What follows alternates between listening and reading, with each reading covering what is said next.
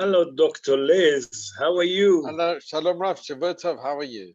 Baruch Hashem. How are you, Dr. Liz? Give us All the good. good news. Okay, so some lovely news. They just had in Israel, for all our athletes out there, the Ironman, the triathlon in Tveria, where there was participants from 31 countries, and there were over 2,250 participants. Okay. And that's amazing. And this happened, it happened very recently, where they did swimming, cycling, and running. And then on Thursday night, they had the night run in Tel Aviv. But I just want to mention something actually quite amazing is that, and this is unbelievable. My brother was there. I didn't manage to go, but they had a basketball game where Hapoel Yerushalayim beat a Polish team. That's really wonderful. And what I'm so happy about this is that they just had recently in Poland, in a town called Kalitz. It's about 100,000 inhabitants, 200 kilometers southwest of Warsaw. They burnt Jewish books, and they said death to the Jews. So you know what? We beat them in basketball, and there won't be death to the Jews. And there's no Jews for them in that town to harm anyway. So, but it's amazing. It's incredible. So now they have Gurnish mit Gurnish. Never mind. They have Gurnish. They did away with all the Yidden. Yeah, it's unbelievable. When you take the Yidden, there's nothing left. Only Gurnished.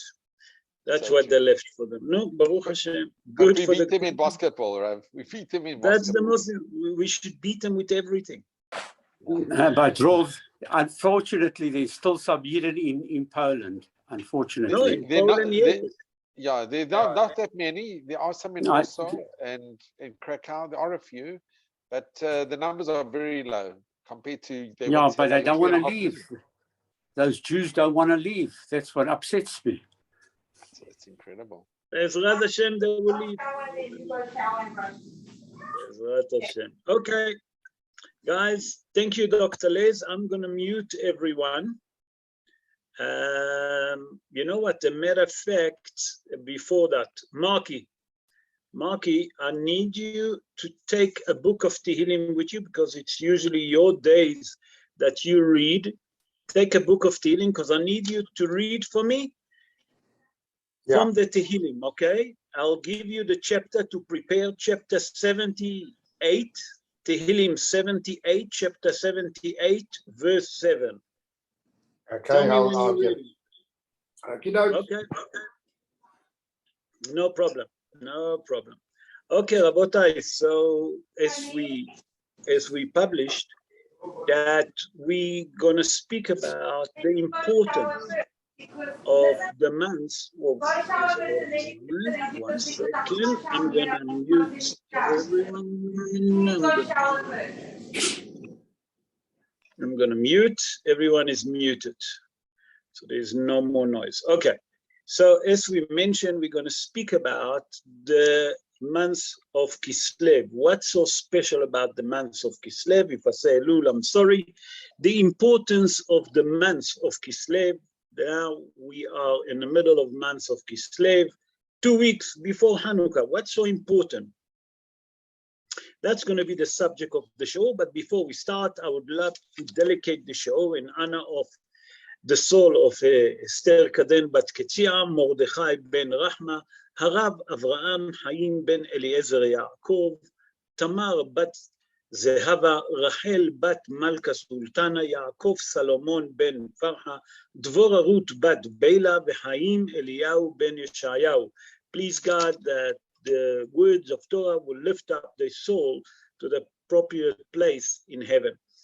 Also, I would like to dedicate the shiur in the health of Liora Bat Miriam, Menashe Naji ben Farha, Orna Bluma Bat Miriam, Harav Avraham ben Marina, Harav Shlomo Yehuda ben Dalia, Harav Moshe ben Devorah, Eitan ben Hadassah, Israel ben Zisa, Mordechai David ben Leah, Yosef Haim ben Esther, Dvorah Bat Esther, Sarah Devorah Bat Elka, Tzadok ben Sarah, Shulamit Bat Haya Shein Alea, Sarah Rivka Bat Yehudit, ve'Aryeh Ben Gittel. Please God, refuah shlema to all of them and to all the Jewish people that need health.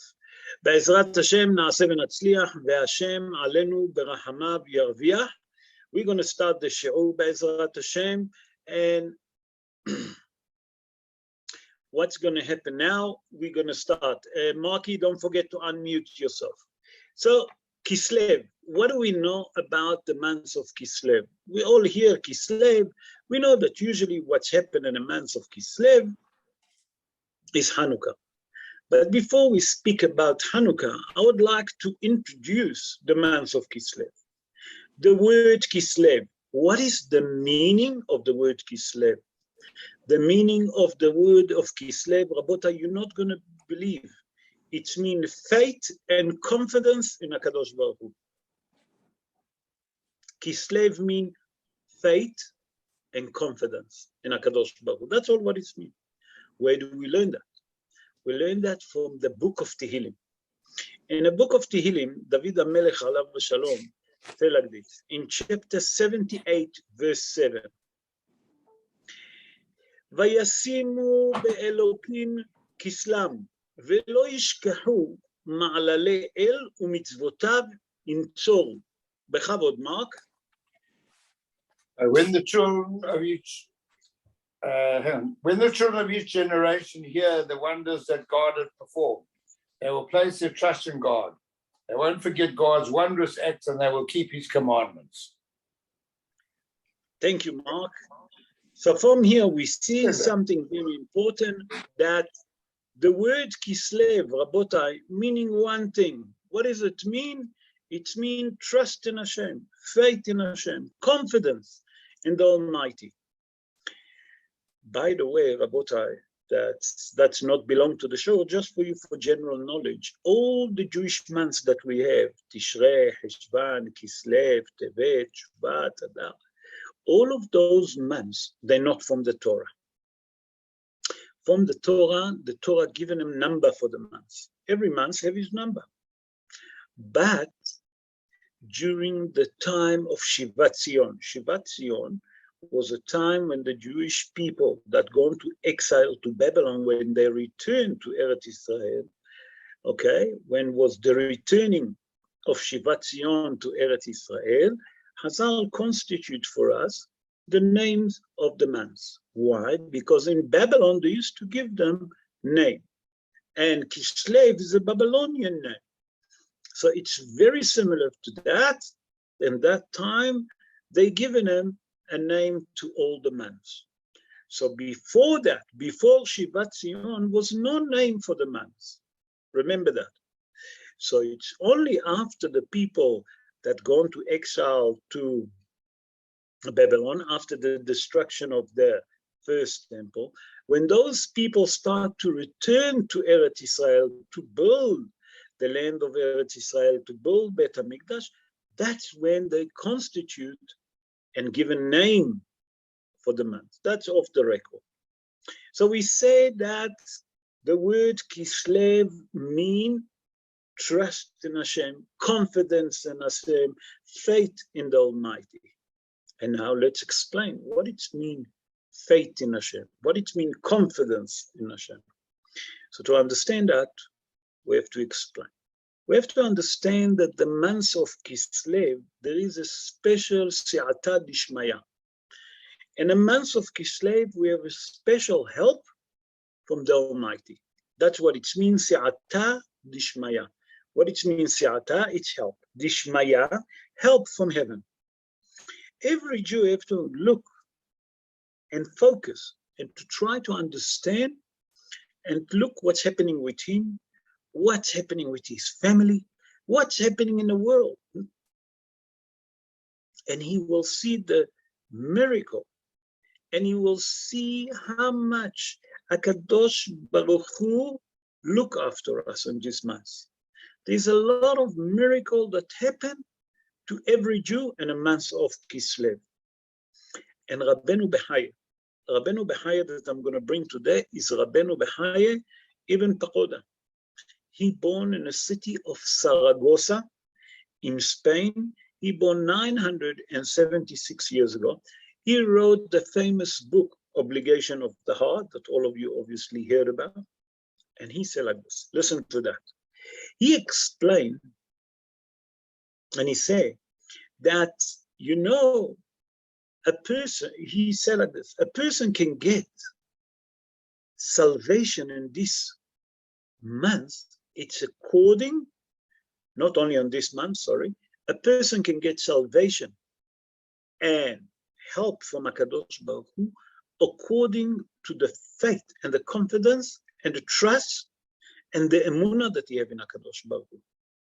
And later on, I'll bring a story to confirm and to see when you have full confidence and full trust in Hashem, that faith never returned back, coming empty. It's not that it's not coming empty, it's coming with rewards.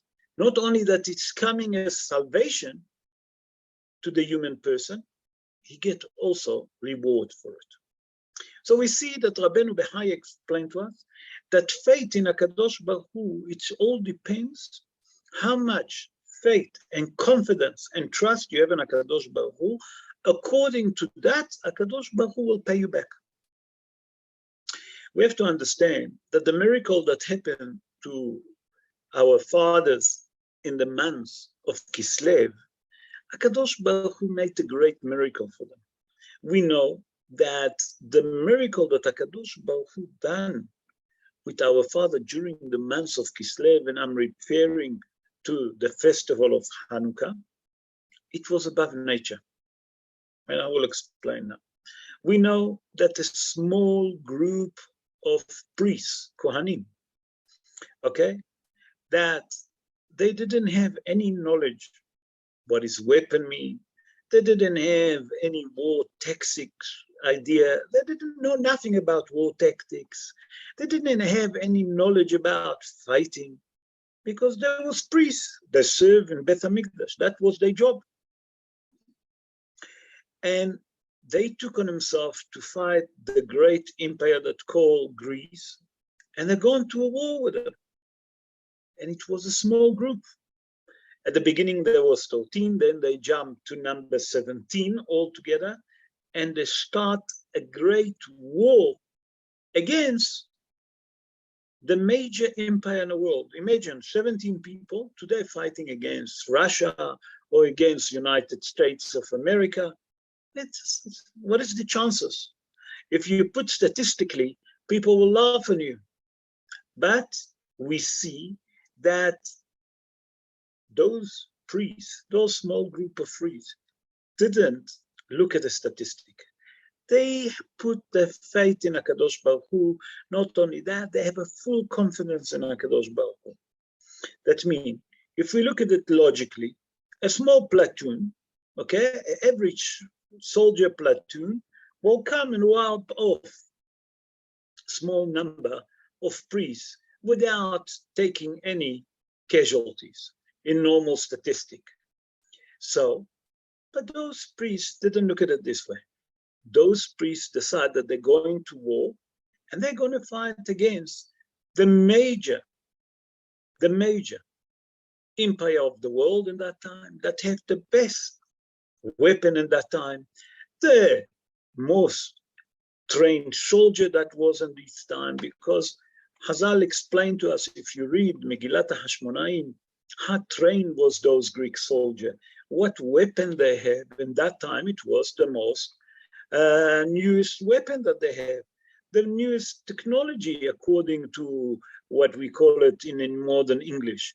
Those people in Greece have all the weapon, all the technology, okay, that you want to call it as an army, the best technology. But those small group of priests decide to go to a war, and not only that they saw miracle, they also saw wonders. HaKadosh Baruch Hu showed them salvation and saved them, okay? And not only that he saved them, what happened else? That those small group of people managed to win the greatest empire of the world, that called Greece. And not only to win them, they chased them away from Eretz Israel. It's unheard of. Rabota, if you look at it, small group that started originally with 13 people, and then they jumped with another 4 people from the Hashmonaim, and then they called themselves Hamakabim. Mi kamocha ba'elim Adonai, that's Rashi Tevot, that's the acronym of Maccabi. Mi kamocha ba'elim Adonai, that's the name of Maccabi. And they managed to get rid of them. That's on Pshat of the Dvarim. And I would like to get into the depths of it to understand what's happening here. So if we look carefully at that war, who started the war?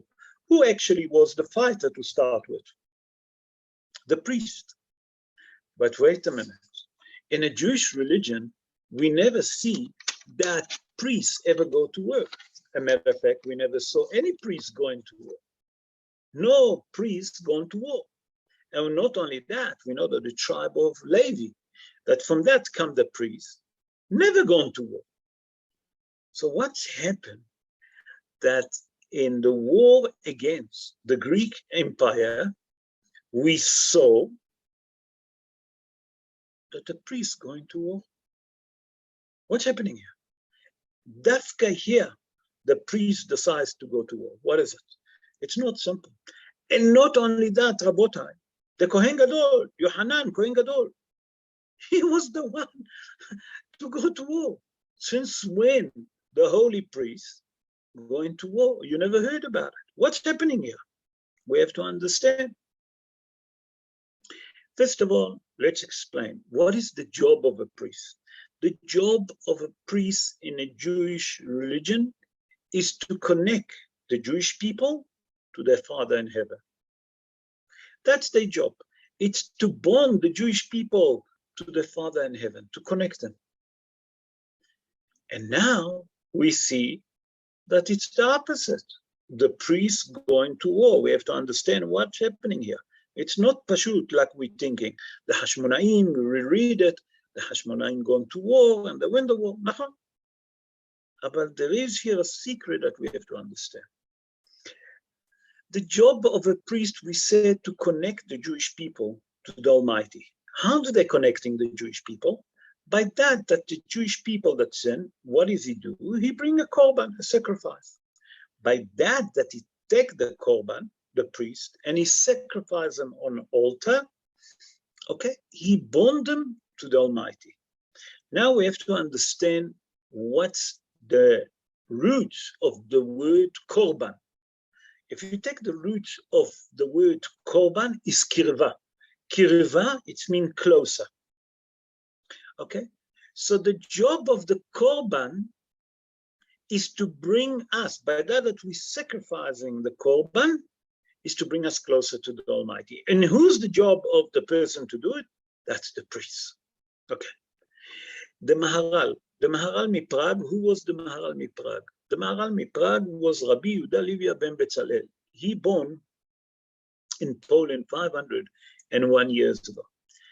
The Maharal mi Prague, I have to explain that many people read the book of the Maharal, but there is a lot of depth to it. There's a lot of mystical involved with that. And today I'm going to bring a lot of ideas that the Maharal mi Prague bring, how to look what's happened in the war between the starting of the war, that was the priests against the Greek. And why Dafka then? The Maharal mi Prague explained that the Greek want the Jewish people to be divided from the Almighty. Why? By that they put, number one, the decree of Nida, that the Jewish people shouldn't keep the purity law. They didn't want us to keep the purity law. Number two, they didn't want us to have a Brit Milah. That means that the Jewish people will not circumcise their male born. The third one that they didn't want us is not to keep Shabbat. And the priests know that if you're not going to keep those 3 element things, that they're the fundamental thing in our religion, as a matter of fact, we have no chance to become closer to HaKadosh Baruch Hu and to bond with him. And when the Greek put those decrees, immediately it was one thing in their mind, that they cannot allow the separation of the Jewish people from the Almighty. So what did they decide to do? They took a stand and they're going to war against the Greek. And that's why, because they bring us closer to HaKadosh Baruch Hu, and the Greek wanted us to be divided from HaKadosh Baruch Hu, the priest decided to do, now it's the time to do to the Almighty, by that they're going to lead the war. They're going to be the one to start the war against such a great empire. And that's why the priests gone to war and started the war with the Greek. Also said the Maharal Miprag,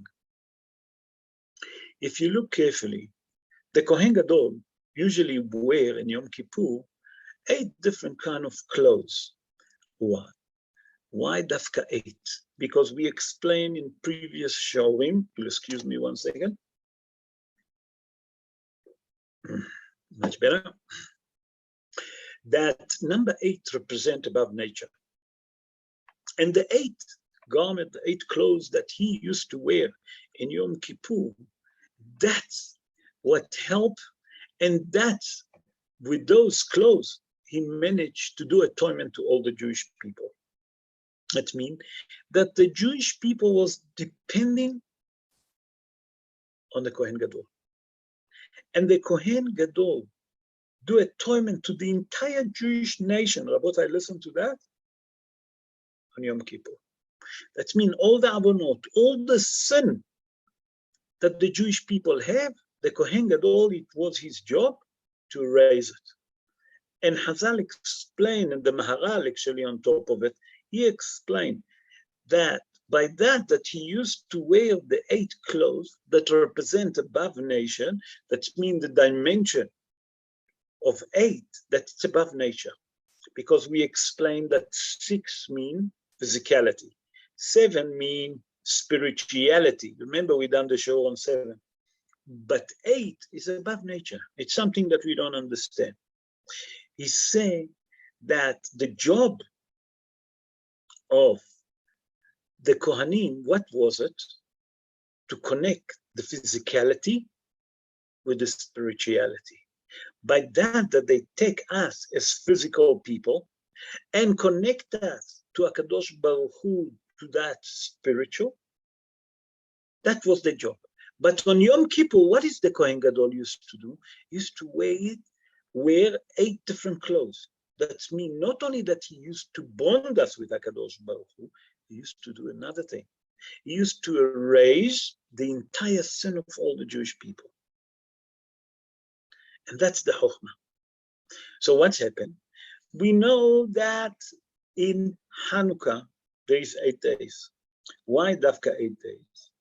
Said the Maharal Miprat, because the 6 represent physicality. 7 represent spirituality. How did he come to it? Very simple. If you take every object have top and bottom, 4 sides of the window of the world, that means north, south, east, west. Together is 6. That's everything that's physical.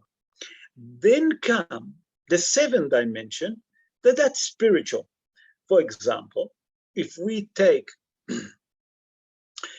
6th day of the work, what is there? 7th day? Shabbat. That represents spirituality. Also, the Hatan and Kala. When we take Hatan and Kala, they have 7 days of Mishteh. What it means 7 days? The 7 days that we do 7 brachot. Why Dafka 7? Because the 7 mean that we take in the physicality of the male, the physicality of the female, and we putting them together, and we bring the 7th dimension that we bring inside both of them. That means that we bonding both of them to bring spirituality. That's the number 7. To bring inside both of them spirituality. That's why we do Sheva Brachot, Sheva Yemei Mishteh, And that's what we do. And the same with all the others that we explained last week.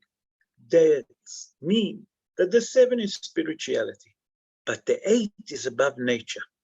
Said the Maharal Miprag, that's why that those 8 days that we have of Hanukkah, it's a day of a great light. What does it mean, a great light? It's a spiritual light that HaKadosh Baruch Hu light us with them. That means that he can bring on each one of us such a strong spiritual light that we even don't feel it. We can't see it. It's something that the neshama have to feel. How do you reach to all of those? By that you have faith and emunah and confidence and trust in HaKadosh Baruch Hu. That means whatever HaKadosh Baruch Hu will do, you have to look at it. You have to look at it as that's the best thing. That's the best thing that can happen to you. Because there's nothing bad that can happen from heaven. Even if it's looked to us bad, it's not bad. Remember that. Sometimes things look to us bad, but if we look later on, it was the best thing that happened to us. Okay? What does it mean? We have to understand that our faith in HaKadosh Baruch Hu have to be 24/7, 365 days a year. Okay? That means that we learn from here one important thing. When the Jewish people, during the time of the Hashmonaim, got to a stage that the decree was so bad on them that they cannot have Brit Milah, they're not allowed to keep purity of the family, they're not allowed to keep Shabbos. And the Greek fought against all of those, that if they saw that the child have a Brit Milah, they killed him. If a person kept purity of the family, that woman been killed. Those that kept Shabbat been killed by the Greek Empire. And Hazal tell us the story in Megillat HaShmonaim. Also, I think it's in Masechet Shabbat, if I'm not mistaken.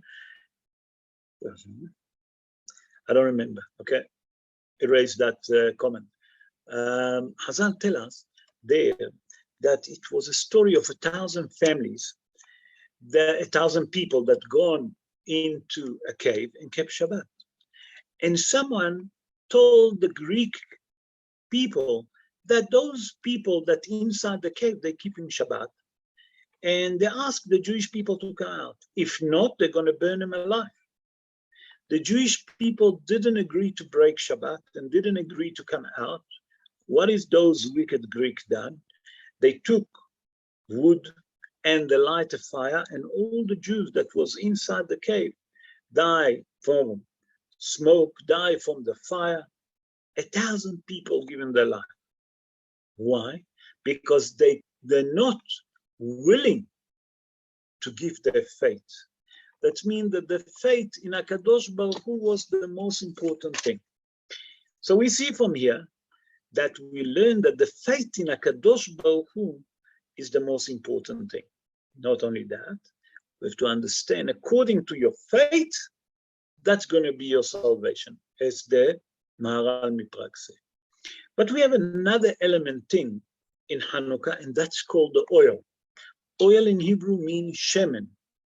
Okay? We know that the shemen, that's what they used to light the menorah and Bet HaMikdash. But first, let's explain the source and the root of the word shemen. Shemen means 8, shmona. Shamna, shmona. Okay? That means that the light, the menorah that they used to light in Bet HaMikdash, okay, was lit from the olive oil, we all know. But what does it mean?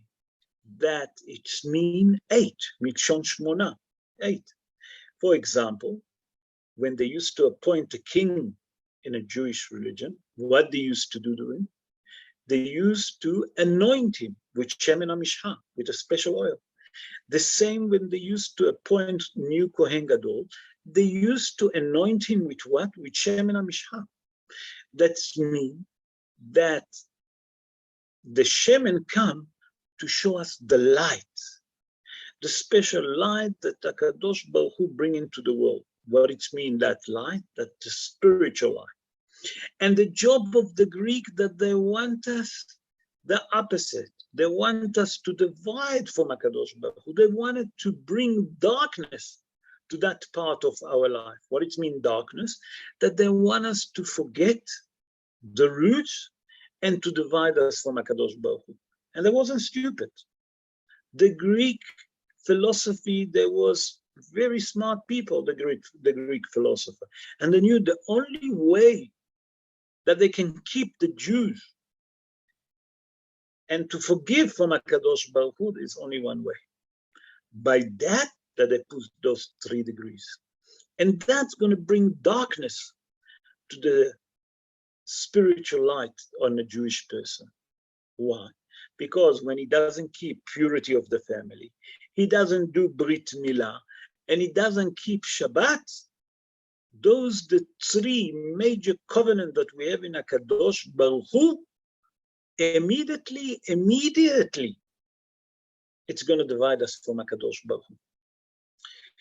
So what's happened? When the Greek people managed to enter Bet HaMikdash, what the first thing that they done?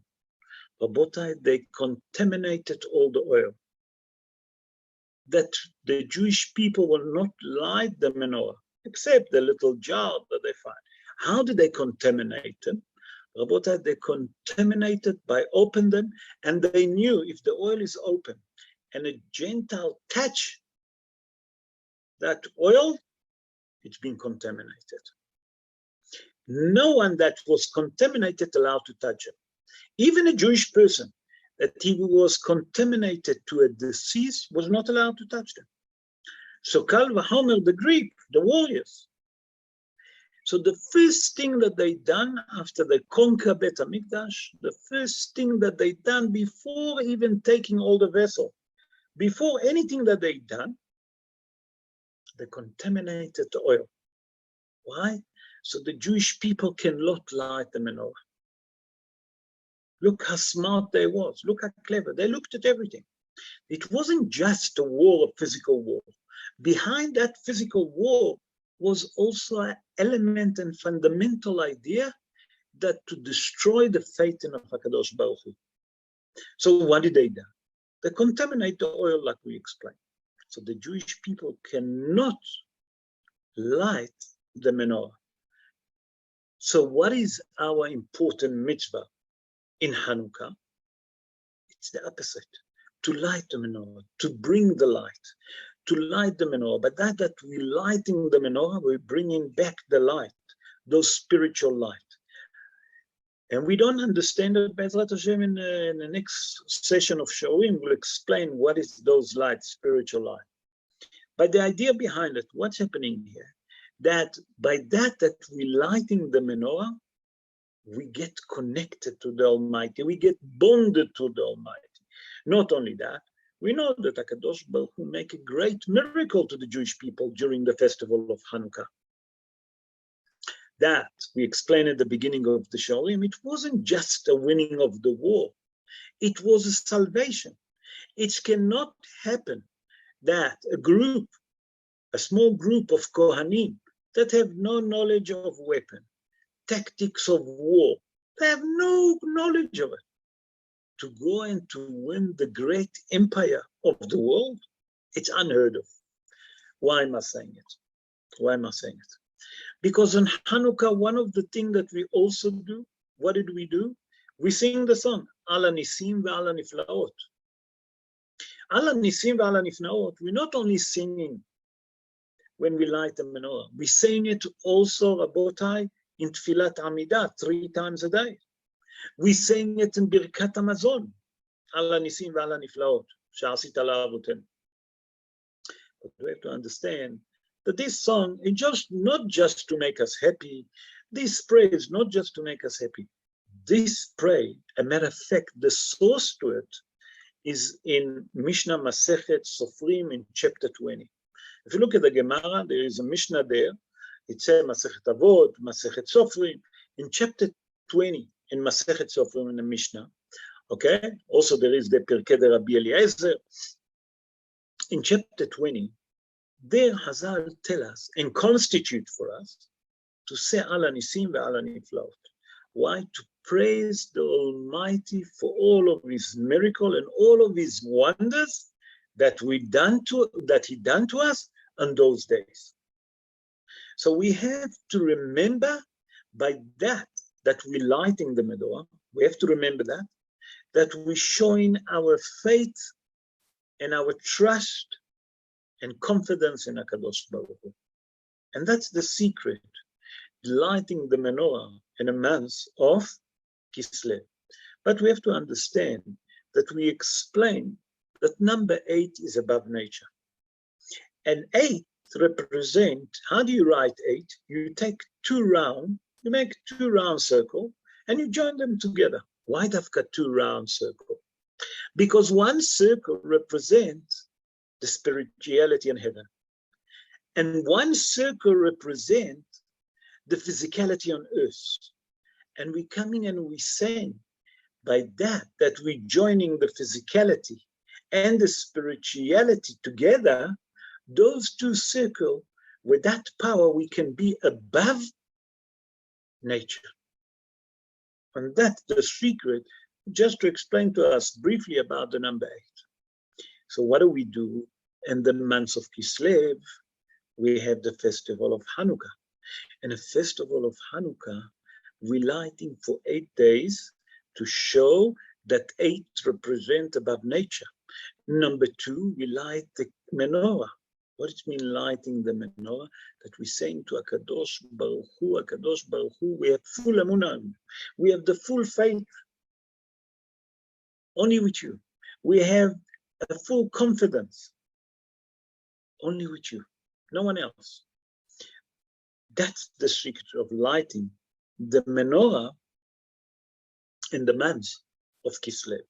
I would like to share with you a story. It's a true story, very, very interesting story, to show faith and emunah, and until where you can push the faith. And what the greatest salvation that comes when you have full emunah in HaKadosh Baruch Hu. I know that sometimes it's very difficult. Each one have his own test. And I'm speaking for myself. Not everyone all the time can have this kind of strong emunah and faith in HaKadosh Baruch Hu. But this is our job in the month of Kislev. The month of Kislev that we have to work on our character trait, to build and to implant and to engrave in our neshama the faith, the confidence, and the emunah in HaKadosh Baruch Hu. And the story that I'm going to tell is a story that happened. It's a true story that happened in Eretz Israel. Listen to that story, very interesting.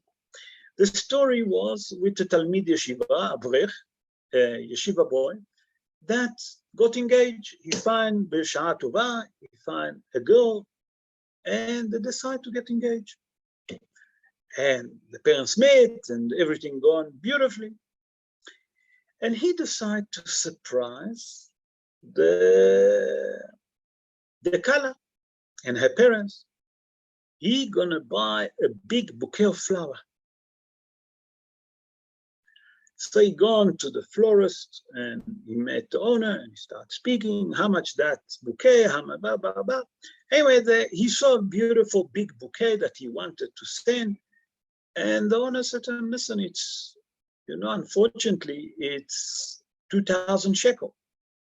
He said, listen, I'm not the person that work, but I am, I'll study in yeshiva. He said, you know what, I'll make for you a deal. I'll give it to you for 1,800. Less than that, I can't do.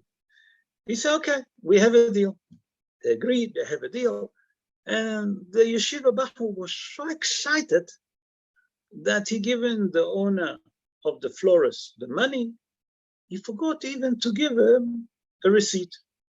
But he said to the owner of the florist, listen, I'm getting engaged in 3 days.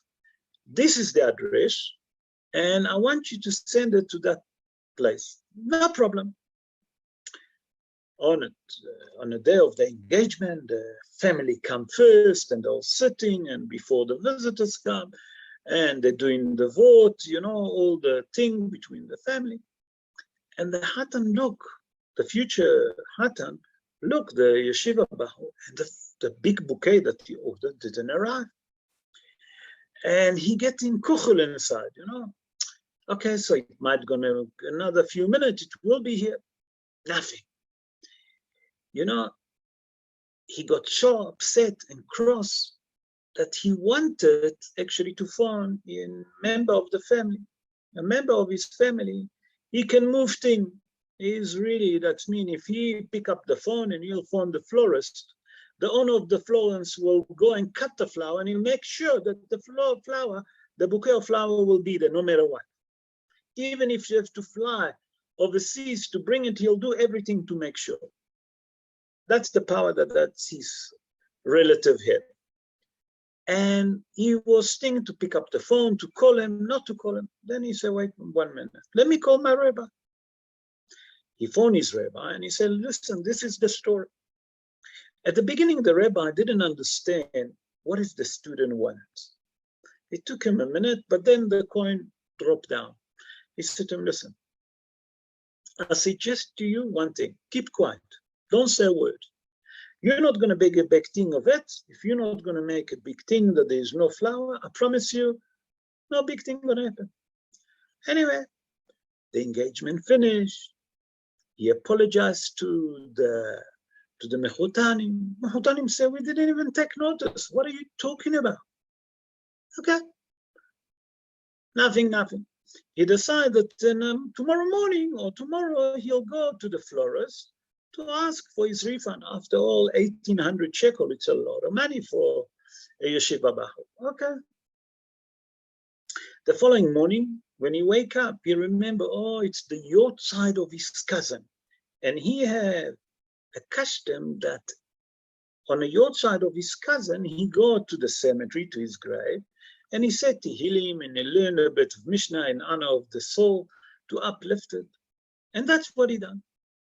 When he finished, listen to that, when he finished to say the Tehillim, he started walking towards the exit of the cemetery. On the way, he saw people walking, with the deceased, and they saw a guy with a hat, with a suit. Oh, Rabbi, come help us. We don't know what to do. We need your help. Okay, I'll come and help. We helped them. So he done the burial, and he explained the family what to do, and blah, blah, blah. And he saw that they wanted to put a big bouquet of flower. Listen to that, but live flower. In Jewish religion, we do not put live flower on a grave. Hazal explained that it's actually, if you do that, you cause pain to the deceased. Why? Because the Jewish people believe in the remaining of the soul. The Gentiles do that. We don't. Why? Because if you take live flower and you put it on a grave, after a while they die. That means that you not believe in the remaining of the soul. Therefore, what do? We put a stone on a grave. Why dafka stone? Stone always stay. It's never disappear. Like live flower, after a while, they get faded, they die, and you throw them away. But stone always stay. That means that we're putting a stone. It's giving a lot of nachas to the deceased when you put a stone on a tombstone of the grave. Why? Because we showed the remaining of the soul. So he explained that to the family, and the family whisper between themselves, and they suddenly decide, if the rabbi say, we're not doing whatever the rabbi say. They say, thank you. But they said, what are we going to do with the flower? Rabbi, take it. He said, what am I going to do with this bouquet of flower? He said, give it to anyone that you want, give it to a shul. Anyway, now this young yeshiva bahur walking with a big bouquet of flower. And he's saying to himself, Kadosh Baruch Hu, what is it? Yesterday when I needed it, you didn't send it to me. Today when I don't need it, I have a big bouquet of flower. But you know what, HaKadosh Baruch Hu, whatever you do, you know what you're doing, and that's what I'll do. So anyway, as he left, he dropped it in one of the shul, and because there's plenty shul in Eretz Yisrael, wherever you go, there's a shul. He dropped it there, and he gone to the florist where he made the order. When he arrived at the florist, he saw something very interesting. The door was shut down. It was a big sign that the owner of the shop passed away last night. Wow. And immediately, that Yeshiva Bahu, he was a decent person. He said, I forgive that florist owner for the 1800 and for everything, that all the embarrassment that I have and everything. Saluach lecha, mahu lecha. And he saw that at the bottom of it, they give the address. You look at the address and you say, it's just 2 streets away. It will take him maybe 2 minutes and he'll be there. He decided, you know what? Flour, I didn't receive. Money, I'm not going to see. Let me at least go and do Nehum Avilim. Let me do a mitzvah. He walked, he get to the building, he climbed up, he opened the door of the flat was open, he walked in. When he walked in, he see the same people that he saw yesterday. What's happening here? So the people saw him. Hello, Rabbi, thank you for coming. How did you know where we're living? Now he'd been caught. He didn't know what to say. He said, look, I've gone to the flower and to your florist and I see the name and I decided to come to do Nehum Avilim. The older brother wasn't so stupid. And he said to him, tell me the truth. What men bring you here? You didn't know us. You didn't know my father. You don't know none of us. What are you doing here? No, I saw, he said, tell me the truth. Anyway, when the rest of the family saw that, they put a bit of pressure on him. And now the Yeshiva Bahu didn't know what to do. And he told them the story. That he ordered the bouquet of flower, that it didn't arrive, and he paid 1,800 rand. And he said, look, I want to tell you, I forgive your father. I don't want money. I don't want nothing. I just come to do Nehum Avilim. The older son stood up and he said, listen, I want to tell you something. From yesterday until today, we're breaking, all of us here sitting, we're trying to work it out what our father told us a few seconds before we die. Our father told us that we have to pay 1,800 rand, to give 1,800 rand, and not only to give the 1,800 rand back to that person that we don't know who is he referring to, we also have to compensate the person that we're going to give the 1,800 rand. And now everything that we're working for almost over 24 hours, you solve it to us. So first thing, here's 1,800 rand, 1,800 shekel. He given him the 1,800 shekel. He said to him, but our father asked us to compensate you. He said, look, I didn't come for it. I didn't even come for the 1,800 shekel. He said, we know, we can see. He said, tell me, what do you do? He said, look, I'm a yeshiva bahu, I study. He said, that sounds very good. I have a deal to offer you. Suddenly, the member of the family, he looked at them, he called them, they gone aside, they was whispering whatever they was whispering. After 2 seconds and 2 minutes, they came back and they said to him, listen, we have an offer for you. Would you mind studying for our father for the next 12 months, davening for him, studying for his own soul, and we will pay you 7,000 shekel a month. That means 84,000 shekel a year. In his heart, he said, not only for 1 year, I'll do with you a deal from now on for 10 years. Who wouldn't take 7,000 shekel? A yeshiva bahu get 350 shekel a day, a month, sorry, a month. Here they offer him 7. Anyway, they agree. The Baha'u'llah Shiva took on himself, took the name, took everything, and started studying. And with that, this story not end. Listen to that. The Baha'u'llah Shiva gone home, and he would say to himself, listen, if I didn't have the faith, and if I wouldn't ask my rabbi what to do, I would most probably will use my cousin. And my cousin has a lot of influence. He's a bit of person that can shake the wheel, shake the machine, and he will make sure that he will bring. I would never forgive myself when I would hear that that's owner of the florist died. Why? Because I would think that what caused him to die is the pressure that the member of the family put on him. And I wouldn't know that he would die from a heart attack. Instead, what happened? He put his faith in HaKadosh Baruch Hu. HaKadosh Baruch Hu, I don't know what you're planning for me. HaKadosh Baruch Hu, I don't know what you're doing to me.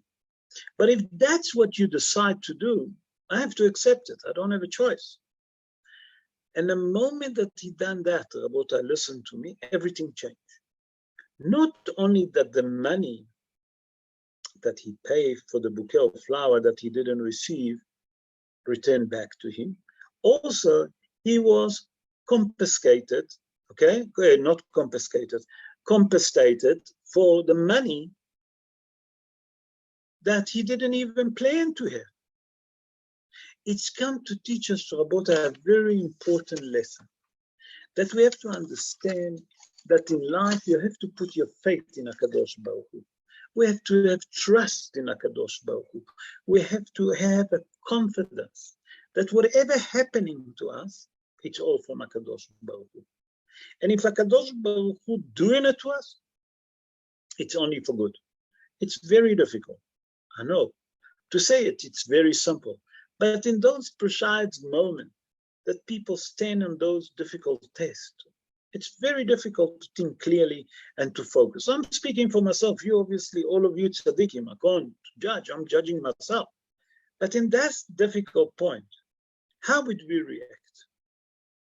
And Hazal tell us from here, and from this story, Rabotai, we can learn something very important.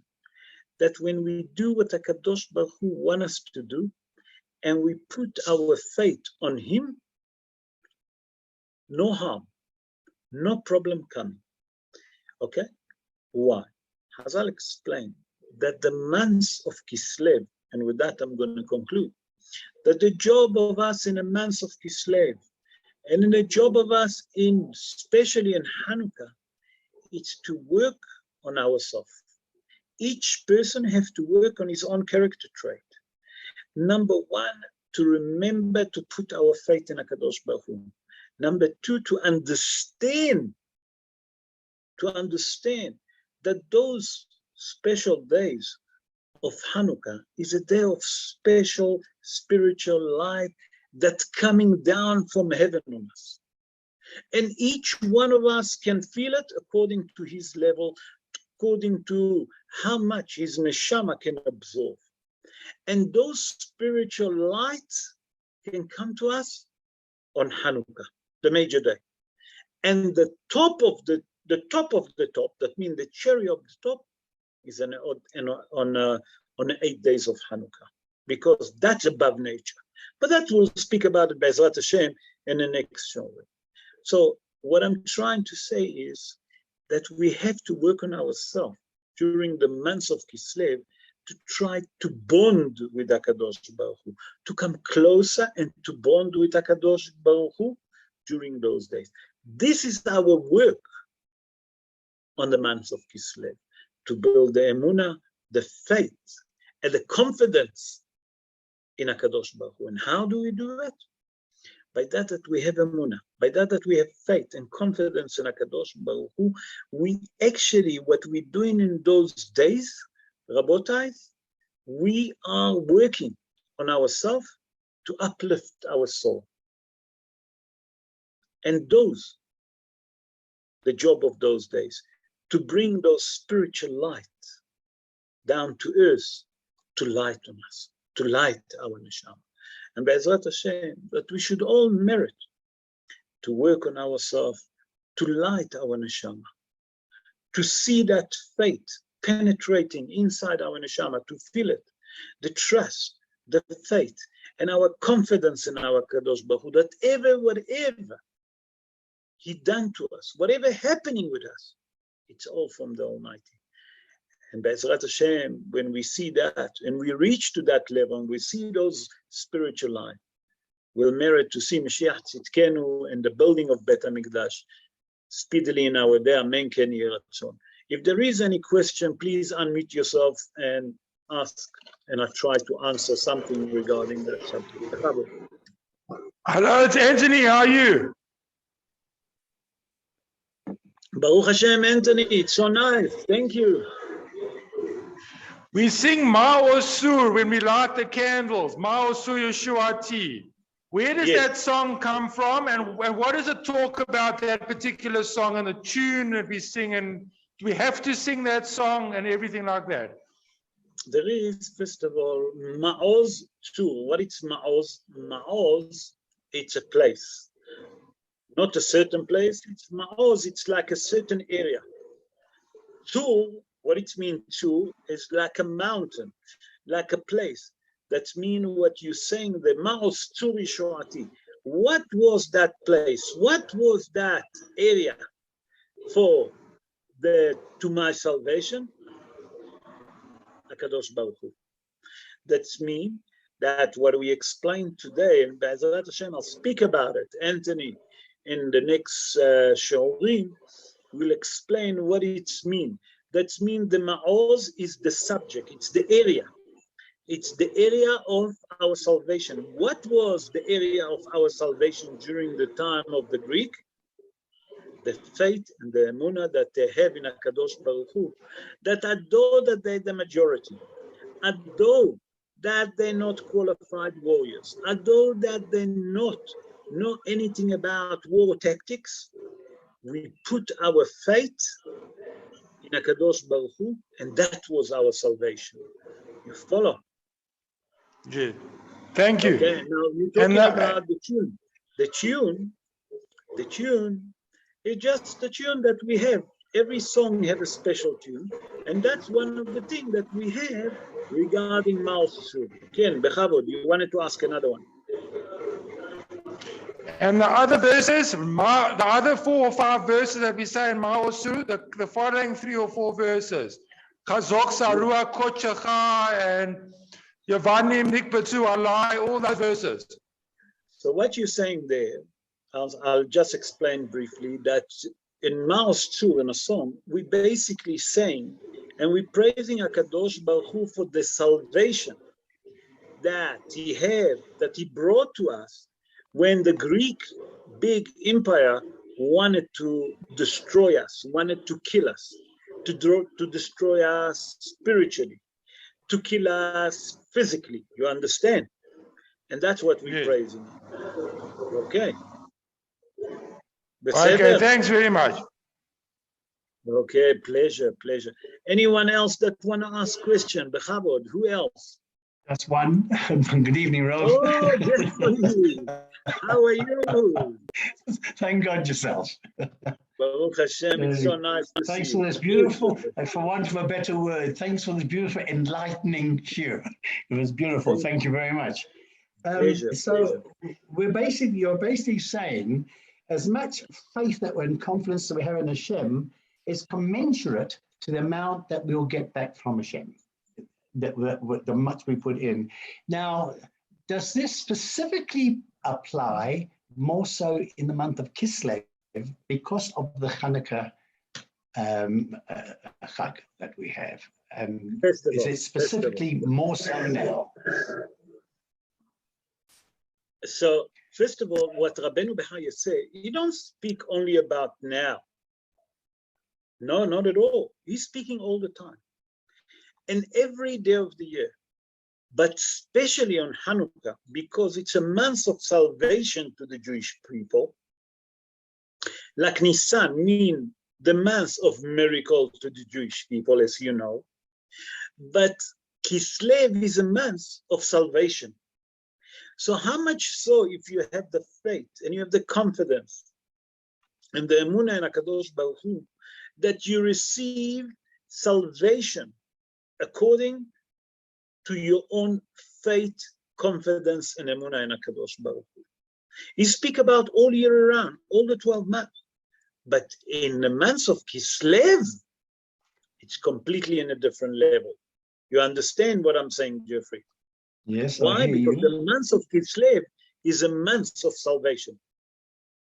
Okay, right. So we're also, you mentioned the number 8. We are in the world of Asiya, a world of action, of physicality.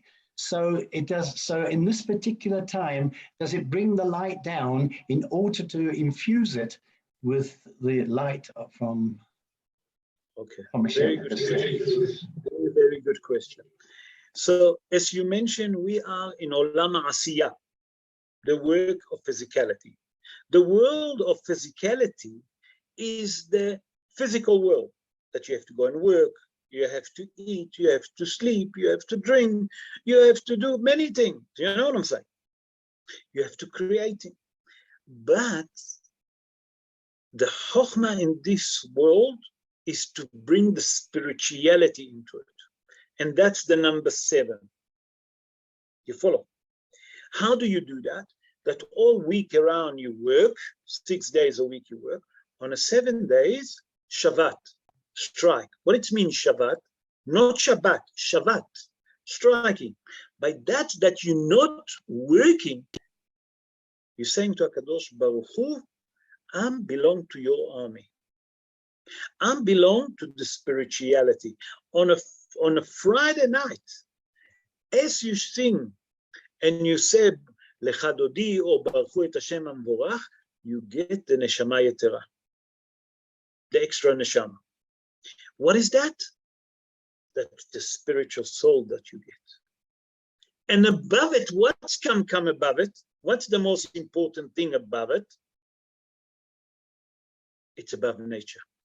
That the spirituality, as much that you become more holy and more spiritual, you can reach to a higher level to see salvation. Why? Because if Has v'Shalom there is anything against any Jewish person, I don't want to say you Has v'Shalom against any Jewish, what's happening, Jeffrey? He can see above nature. What is it above nature? That HaKadosh Baruch Hu, according to his faith, that he have that human being in HaKadosh Baruch Hu create his own salvation. A person have to do ishtadlut. You have to go and work. If you're not going to go to work, you're not going to get money. Pashut. But if you go to work and you do everything that you can, the rest you have to leave it to HaKadosh Baruch Hu. Do you understand what I'm saying? A great answer. Thanks, Rabbi. Very good. Thank you. I hope that I explained that. Clarified a lot. Thank you. Pleasure, pleasure, pleasure, pleasure. Any other question, Rabotai? If there is any other question, Bechavod? No. In that case, I would like to take the opportunity and to thank all of you for being with us, for listening to the show. Please God, next on Thursday, we're going to do on Parashat HaShavua. And next week, we continue again with the next series. And now we're going to speak about Hanukkah. We'll explain what is Hanukkah. We look in depth. Be'ezrat Hashem will try to bring what is Hanukkah. So in the meantime, to wish you all a great new week, Shavua Tov, and keep well, keep safe, look after yourself, and wishing you all the best for the new week. Shavua Tov Umvorach to all of you, and have a good night. Laila Tov to everyone. Thank you, Rob. Shavua Thank you. Good night. Shavua Tov, Shavua Tov, everyone. Thank you for joining us. I hope that you enjoyed the show. Thank you very much. Thank you. Thank you. Thank you. Of course, All I the best. enjoyed it. Cheers. Bye-bye. Bye-bye. Bye-bye. Bye-bye.